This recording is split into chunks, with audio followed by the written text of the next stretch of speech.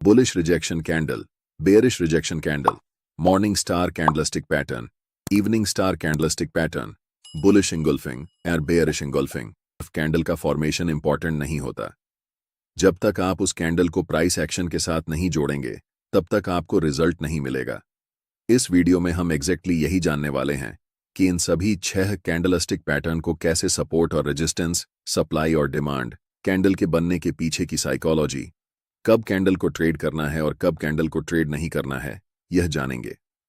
साथ ही हम इन सभी कैंडलस्टिक पैटर्न को लाइव मार्केट उदाहरण के साथ ट्रेड करके देखेंगे, जिससे आपको यह पूरा कॉन्सेप्ट अच्छे से समझ में आए, प्रैक्टिकल नॉलेज मिले और आप प्रॉफिट बना सकें।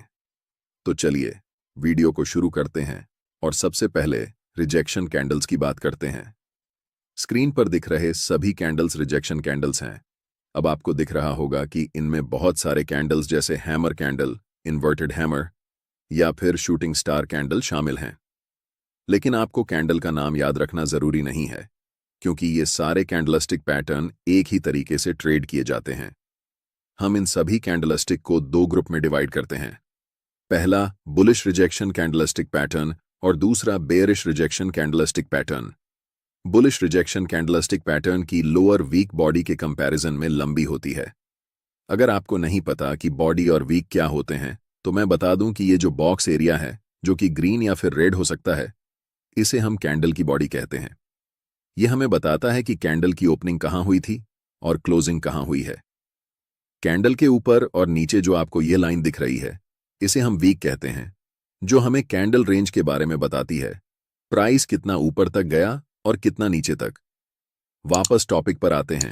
बुलिश रिजेक्शन कैंडल की लोअर वीक बॉडी के मुकाबले लंबी होती है, जो हमें बताती है कि कैंडल ओपनिंग के समय मार्केट में सेलिंग का प्रेशर हाई था, जिससे प्राइस नीचे तक आ गई। लेकिन कैंडल क्लोज होने से पहले मार्केट में बड़े क्वांटिटी में बायर्स की एंट्री हुई, जिससे प्राइस ऊपर जाकर क्लोज हुई। सिंपल भाषा में यह कैंडल हमें बता रही है कि बायर्स और सेलर्स के बीच की लड़ाई में बायर्स ने सेलर्स को हराकर मार्केट में अपना दबदबा बढ़ा लिया है। बुलिश रिजेक्शन कैंडल जनरली आपको डाउन ट्रेंड के बाद दिखाई देता है। यह कैंडल हमें संकेत देती है कि प्राइस अब यहां से ऊपर जाने वाली है। लेकिन जब हम चार्ट्स देखते हैं तो हमें बहुत सारे बुलिश रिजेक्शन कैंडल्स दिखते हैं, लेकिन हर कैंडल में इतना ताकत नहीं होता कि सिर्फ कैंडल ये डिसाइड कर सके कि अब मार्केट यहां से ऊपर जाएगी। इसीलिए हर एक अनुभवी ट्रेडर सपोर्ट, रेजिस्टेंस या फिर सप्लाई और डिमांड का हेल्प लेता है। इसीलिए मैंने आपको शुरू में कहा था कि कैंडल का सिर्फ फॉर्मेशन इंपॉर्टेंट नहीं है, बल्कि इंपॉर्टेंट यह है कि वह कैंडल किस कॉन्टेक्स्ट और लोकेशन पर बन रही है। इस उदाहरण को ध्यान से देखिए। चार्ट्स पर यह एक स्ट्रॉन्ग सपोर्ट एरिया है, जहां से प्राइस प्रीवियस चार्ट्स पर रिजेक्शन लेकर ऊपर गई है। जब भी प्राइस इस सपोर्ट एरिया पर आकर एक बुलिश रिजेक्शन कैंडल बनाती है, तब हमें मार्केट में अलर्ट हो जाना चाहिए। याद रखें, कभी भी हमें तुरंत एंट्री नहीं लेना चाहिए। जब तक हम कंफर्म नहीं हो जाते कि मार्केट अब वाकई में यहां से ऊपर जाने वाली है, तब तक हमें ट्रेड में एंट्री नहीं लेनी चाहिए। हम कंफर्मेशन के लिए वेट करेंगे कि कब एक नेक्स्ट कैंडल इस रिजेक्शन कैंडल के हाई को ब्रेक करती है, और जब भी इस कैंडल के हाई को ब्रेक करेगी, तब हम मार्केट में एंट्री लेंगे, जिसमें हमारा स्टॉप लॉस सपोर्ट एरिया के जस्ट नीचे होगा और टेक प्रॉफिट निकटतम स्विंग हाई पर। किसी भी ट्रेड को लेने से पहले कम से कम आपके पास 3 कंफर्मेशन होनी चाहिए। इस उदाहरण में हमारे पास ये 3 कंफर्मेशन थे। पहला बुलिश रिजेक्शन कैंडल का फॉर्मेशन, दूसरा सपोर्ट एरिया और तीसरा जब next candle bullish rejection candle के हाई को ब्रेक करती है। अगर आप सिर्फ इन 3 कंफर्मेशन को ध्यान में रखकर ट्रेड लेंगे तो आपके ट्रेड्स में प्रॉफिट होने का चांस बहुत ज्यादा बढ़ जाएगा। दूसरा तरीका जिससे हम कैंडलस्टिक पैटर्न को ट्रेड कर सकते हैं, वह है जब मार्केट अप ट्रेंड में होती है। इस उदाहरण में प्राइस हायर हाई बनाते हुए ऊपर की ओर बढ़ रही है। हमने आपको पिछले वीडियो में डाउ थ्योरी के बारे में बताया था कि प्राइस कभी भी एक दिशा में लगातार ऊपर या नीचे नहीं जाती। पहले प्राइस रैली करती है, फिर पुल बैक होता है और फिर से रैली करती है। यही मार्केट का स्ट्रक्चर होता है जिसे हमेशा फॉलो किया जाता है। इसलिए जब भी प्राइस अप ट्रेंड में हो और रैली फेज में हो, तब हमें मार्केट में एंट्री नहीं करनी चाहिए। हमें वेट करना चाहिए कि प्राइस कब पुल बैक लेती है, और जब पुल बैक पर हमें कोई बुलिश सिग्नल दिखता है, जैसे इस केस में हम बुलिश रिजेक्शन कैंडल की बात कर रहे हैं, इस पुल बैक के ऊपर हमें एक ट्रेंड लाइन ड्रॉ करनी है और जब चार्ट पर हमें बुलिश रिजेक्शन कैंडल दिखे तब हमें अलर्ट हो जाना चाहिए। याद रखें, अभी हमें ट्रेड में एंट्री नहीं लेनी है। जब भी अगली कैंडल ट्रेंड लाइन को ब्रेक करके उसके ऊपर क्लोज होती है तब हमें मार्केट में एंट्री लेनी है। पिछले वीडियो में हमने डिटेल में बताया था कि मार्केट में फिबोनाची टूल का कैसे इस्तेमाल किया जा सकता है। इसमें हमने बताया कि इस टूल का उपयोग करके आप ट्रेड में एंट्री और एग्जिट कैसे कर सकते हैं। इस तकनीक को आप तब इस्तेमाल कर सकते हैं जब प्राइस अपर ट्रेंड या डाउन ट्रेंड में हो। एंट्री के लिए हम फाइबोनाची रिट्रेसमेंट का उपयोग कर सकते हैं और ट्रेड से एग्जिट करने के लिए अपना टारगेट सेट करने के लिए फाइबोनाची एक्सटेंशन का इस्तेमाल कर सकते हैं। अगर आपने वह वीडियो नहीं देखा है तो इस वीडियो को देखने के बाद उसे जरूर देखें, जहां हमने डिटेल में बताया है कि यह टूल क्या है, ट्रेड में एंट्री कैसे ली जाती है और एग्जिट कैसे लिया जाता है, सब कुछ ए से जेड तक। फिबोनाची एक्सटेंशन में हमारा टारगेट इस प्राइस पॉइंट पर आ रहा है, इसलिए हम यहां तक अपना टारगेट रखेंगे। मैं चाहता हूं कि आप ध्यान से देखें कि इस चार्ट पर क्या होने वाला है। प्राइस लगातार ग्रीन कैंडल बनाते हुए ऊपर की ओर जाती है और हमारा टारगेट हिट हो जाता है। मैंने जो आपको इतना सारा चीज बताया, इससे आप सिर्फ बुलिश रिजेक्शन कैंडल में ही नहीं बल्कि जितने भी प्रकार के बुलिश कैंडल्स होते हैं जैसे morning star, bullish engulfing, hammer candle आदि सभी कैंडलस्टिक पैटर्न्स के साथ इसे अप्लाई कर सकते हैं। अब इसके ठीक उलट हम बेयरिश रिजेक्शन कैंडल को ट्रेड करना सीखते हैं। इस उदाहरण को ध्यान से देखें। चार्ट पर यह एक पोटेंशियल रेजिस्टेंस एरिया है जहां प्राइस पहले रिजेक्ट होकर नीचे की ओर आई थी और फिर से वापस उसी लेवल के पास प्राइस जा रही है। हम वेट करेंगे कि कब प्राइस इस रेजिस्टेंस एरिया पर एक बेयरिश रिजेक्शन कैंडल बनाती है। कैंडल के फॉर्मेशन के बाद जैसे ही अगली कैंडल उस कैंडल के लो को ब्रेक करेगी तब हम मार्केट में सेल पोजीशन के लिए एंट्री लेंगे। यहां भी हमारे पास 3 कंफर्मेशन हैं। पहला, कैंडल का फॉर्मेशन। दूसरा, हमारे पास एक स्ट्रॉन्ग रेजिस्टेंस एरिया है। और तीसरा, जब बेयरिश रिजेक्शन कैंडल का लो ब्रेक होता है। इसलिए इस ट्रेड में एंट्री करना हमारे लिए कम रिस्की है और यहां पर हमें प्रॉफिट होने के चांसेस ज्यादा हैं।